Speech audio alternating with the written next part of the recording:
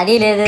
పైగా నా విగ్రహాన్ని కొనడానికి పెళ్లి సంబంధాల్లో పిల్లని చూడడానికి వెళ్ళినట్టు పొలోమను 10 మంది వెళ్తారు. అందులో ఒకడికి ఆ బొమ్మ నచ్చిందని, ఇంకోటికి ఈ బొమ్మ నచ్చిందని. నా కర్మ ఏంటంటే అక్కడ ఉన్నవన్నీ నా బొమ్మలే. మళ్ళీ తీరా 10 మందికి ఒక బొమ్మ నచ్చాక అమ్మేటోడు అలుసుగా తీసుకొని 10,000 15,000 అని బాంబు పేలుస్తాడు. ఎందుకురా బాబు ఇంత రేట్ అంటే కలకత్తా నుంచి తెప్పించాం అంటాడు. నాకు అర్థం కానిది ఏంటంటే ఎక్కడైతే నేను కలకత్తా నుంచి అయితే నాకన్నా మొనగాడు వస్తాడా, అక్కడ కూడా నేనే కదా.